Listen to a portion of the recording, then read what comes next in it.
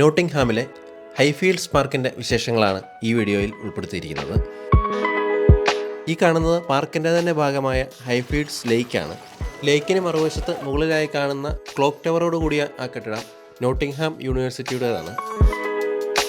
ലേക്കിന് സമീപത്തായി ഈ കാണുന്നത് 2 ചൈനീസ് സിംഹങ്ങളുടെ പ്രതിമകളാണ്.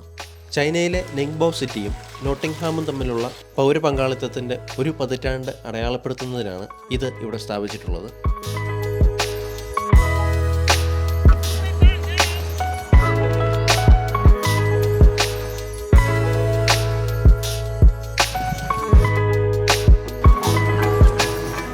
വിവിധ ഇനം വഞ്ചികൾ ഈ തടാകത്തിൽ കാണാം.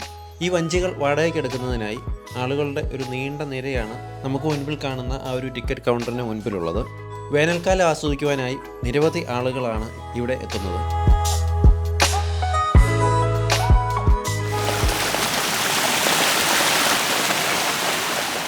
കാനഡ ഗൂസുകളുടെ ഒരു കൂട്ടമാണ് ഈ കാണുന്നത്. ഈ തടാകത്തിൽ മാത്രമല്ല, ഇതായി പാർക്കിലും ഒട്ടനവധി ഗൂസുകളാണ് കൂട്ടമായി നിൽക്കുന്നത്. 1981 wild life and country side act പ്രകാരം ഈ ഗൂസുകളെ കൊല്ലുന്നതും മുറിവേൽപ്പിക്കുന്നതും ഇവയുടെ കൂട് നശിപ്പിക്കുന്നതും എടുത്തുമാറ്റുന്നതും എല്ലാം ശിക്ഷാർഹമാണ്.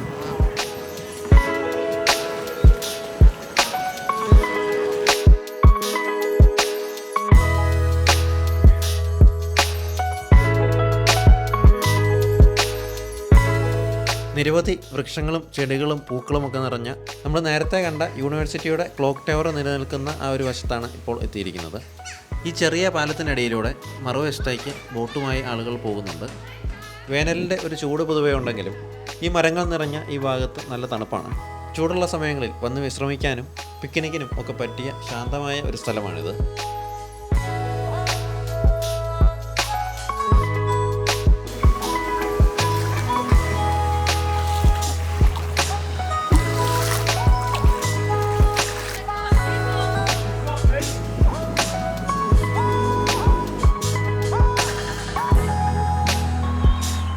ഇവിടെ നിന്ന് ലേക്കിൻ്റെ മറുവശത്തേക്ക് പോകുവാനുള്ള ഒരു വഴിയാണ് ഈ കാണുന്നത്. വെള്ളം ഇടയ്ക്കൂടെ ഒഴുകി പോകത്തക്ക രീതിയിൽ കല്ലുപാകി വളരെ മനോഹരമായി നിർമ്മിച്ചിട്ടുള്ള ഒരു നടപ്പാതയാണിത്. തടാകത്തിൻ്റെ മറുകര എത്തിയിരിക്കുകയാണ്.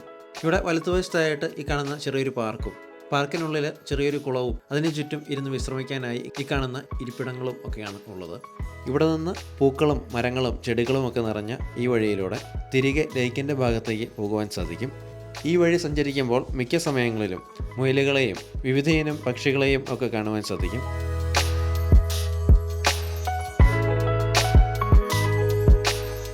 ഇതൊക്കെയാണ് വേനൽക്കാലത്ത് വന്നാൽ കാണാൻ സാധിക്കുന്ന ഹൈഫീൽഡ്സ് പാർക്കിലെ കാഴ്ചകൾ. ഈ വീഡിയോ നിങ്ങൾക്ക് ഇഷ്ടമായെങ്കിൽ ലൈക്ക് ചെയ്യുകയും ഷെയർ ചെയ്ത് സുഹൃത്തുക്കളിൽ എത്തിക്കുകയും ചെയ്യുക.